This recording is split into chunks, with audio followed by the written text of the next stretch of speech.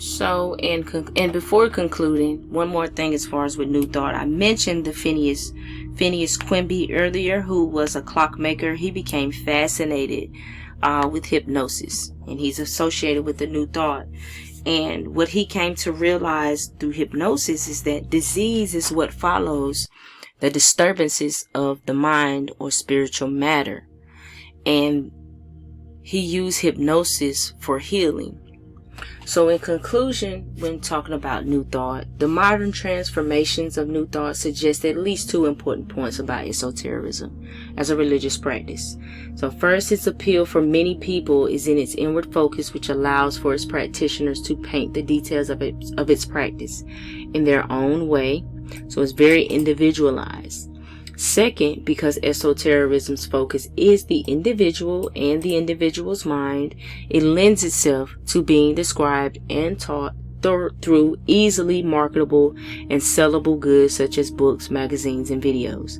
Thus, esotericism in its New Thought forms is an example par excellence of the contemporary notion of spiritual but not religious, in which people with religious problem-solving mindsets eschew institutional religions for ideas, philosophies, and practices available in a literal spiritual marketing place.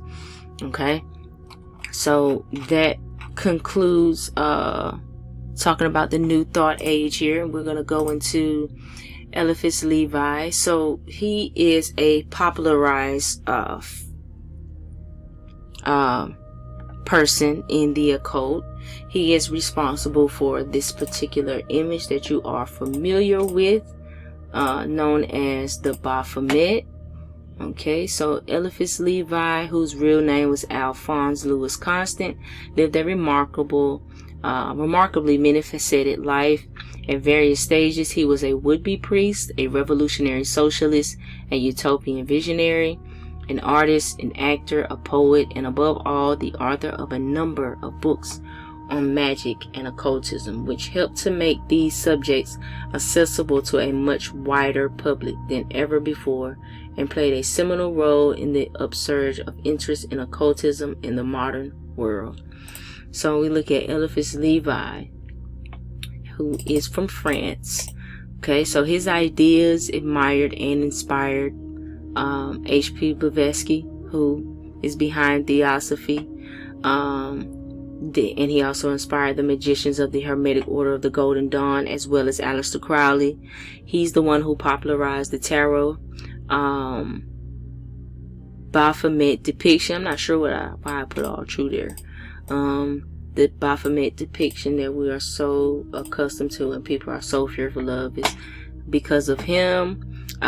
He believed in, or he affiliated himself with what's called Astral Light, which led to Oregon energy. So if you're familiar with Oregon pieces, it stems from some of his study. In the United States, his works were taken up by Albert Pike, who was the Scottish Rite.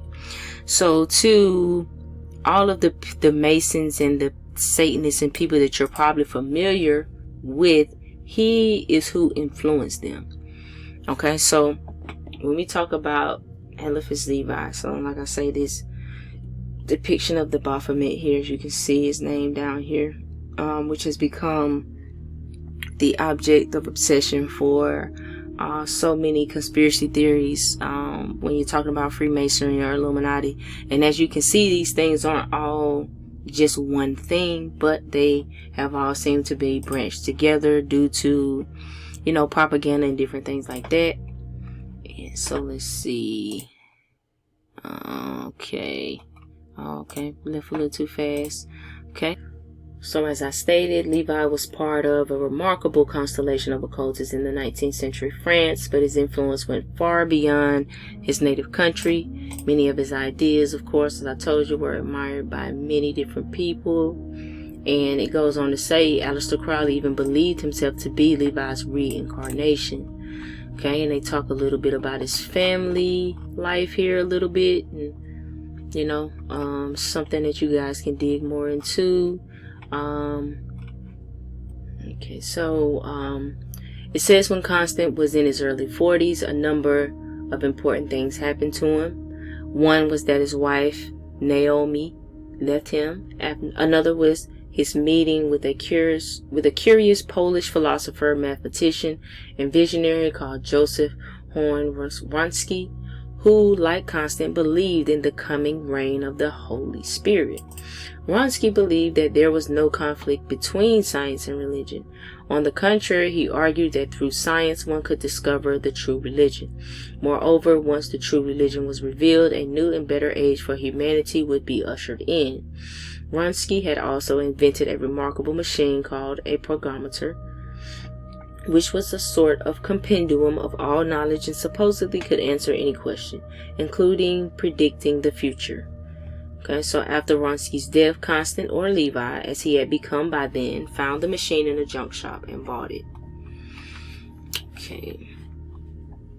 So Wronski was intent on creating an all-embracing system of knowledge, a key to the universe, and Levi was inspired by Wronski to attempt something similar. But Levi took it a step further with his concept of magic, because magic was, for Levi, not simply a system for understanding reality, but a system for operating actively on reality and on oneself. And this is where Levi was really innovative. Although he was drawing on earlier antecedents, the way he presented magic was something new, namely as a complete system of knowledge and a path that any individual could follow, given sufficient study and dedication. So he pretty much kind of introduced the self-initiate path, so to speak. He presented his theory of magic in his magnum opus, which is his great work, Dogme et Ritual de la Haute Magie, published in English as Transcendental Magic, is Doctrine and Ritual. Okay, and this will also become available for people on certain tiers. You'll have access to that as well. First published in complete form in 1856 in Paris, which appeared under the name of Eliphas Levi, intended as a Hebrew version of his Christian names, Alphonse Louis. The first part of the book, the Dogma, has 22 chapters, each corresponding to a letter of the Hebrew alphabet. It is arranged numerologically. So, for example, chapter 4 deals with fourfold schemes like the four elements, 5 deals with the pentagram, 7 deals with the planets, 10 deals with the 10 Sephiroth in the Kabbalah, and so on. Now, the second part, the ritual, deals with the practical side of magic, and Levi insists that while theory is all very well, the point is to act. It's very important to note that one thing about magic, or if you call yourself a magician, is all about results. It's about results. In this part of the book, he provides a range of practical advice, such as how to consecrate a sacred space, how to work with elemental spirits, how to make and consecrate talismans, and so on. In a particularly interesting chapter, he deals with what is called magnetic chains, meaning invisible links between groups of people.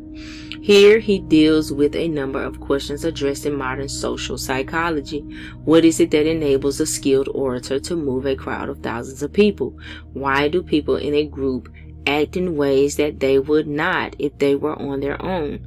Levi conceived of these magnetic chains as thought forms imprinted on the astral light. Okay, so this is where we get to talking about the astral light. Okay, now let's look at some key ideas around him. So it says it is not easy to extract a coherent message from his works because they are rather incoherent. Not only did he rarely reread or correct what he had written, but his writings tend to be rather rambling and verbose. Also, he was not a great scholar. He was careless and often got things wrong. But if one perseveres with his work, one finds that they contain some fascinating ideas, many of which must have seemed very new and exciting to his contemporaries. I have already mentioned his Millerian view of history and the idea that the world was on the threshold of a new age, the age of the Paraclete. Later on, Eli became attracted to a different Millerian theory, namely that of the 15th century abbot Trithemius, who believed that the world was ruled successively by 7 archangels and that the rule of the archangel Michael would begin in 1879. Okay, so Levi said, and we see therefore in 1879, in 24 years' time, a universal empire will be founded and will secure peace to the world. And Levi believed that France was going to have this role. Later, the idea of the Age of Michael was taken up by Rudolph Steiner. And Rudolph Steiner, he's pretty good occultist. He does have some works out there that I've read. It says Rudolph Steiner was an Austrian occultist, philosopher, social reformer, architect, esoterist, and clairvoyant. Okay, so there's somebody else you can look into. So Rudolph Steiner took up that. And if you've seen, I'm going to mention this again, Supernatural, there's an element, there's a section or a part in that show where they go to an alternate reality and it's ruled by Michael. And Michael isn't good. So that's why I say most of your occult theories and everything occult is literally in that show. Right? So another of Levi's key ideas already touched upon is what one might call perennialism, namely the idea that there is an essential truth informing all the religions of the world, and that religion's truth and scientific truth are the same. By the same token, what we call the supernatural does not really exist, nor do miracles. The magician is merely performing a superior type of science and working with higher planes of nature. So that's where that comes from. That comes from Levi. So nature for Levi is organized according to a system of analogies. Everything is linked by a sort of web of correspondences. The occultist knows how to perceive this web and how to act accordingly. For Levi, there were two supreme keys to this whole system of correspondence. One was the tarot, which he referred to as a kind of Rosetta Stone. If you could understand the tarot, you could interpret all of nature's hieroglyphs and all systems of symbolism. I very much agree with this. Much of his writings is concerned with the tarot, and he himself designed a pack of cards. In the Doctrine and Ritual of Transcendental Magic, he writes of the tarot, it is, in truth, a monumental and extraordinary work, strong and simple as the architecture of the pyramids, and consequently enduring like those, a book which is the summary of all sciences, which can resolve all problems by its infinite combinations, which speaks by evoking thought, is the inspirer and moderator of all possible conceptions, and the masterpiece perhaps of the human mind. The second major idea for Levi was the significance of the Kabbalah. All true dogmatic religions, he wrote, stem from the Kabbalah and return to her. All that is scientific and grandiose in the religious dreams of all illuminated ones, such as Jacob Boehm, Swedenborg, St. Martin, and so on, is taken from the Kabbalah. The Kabbalah alone links reason with faith, power with freedom, knowledge with mystery. She has the key to the past, present, and future.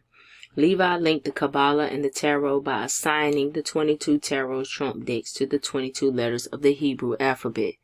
Possibly he was the first person to do this. Certainly he was the first to popularize the tarot as a magical and occult system, and so he is certainly at least partly responsible for the hundreds, maybe thousands of different tarot packs that are available today.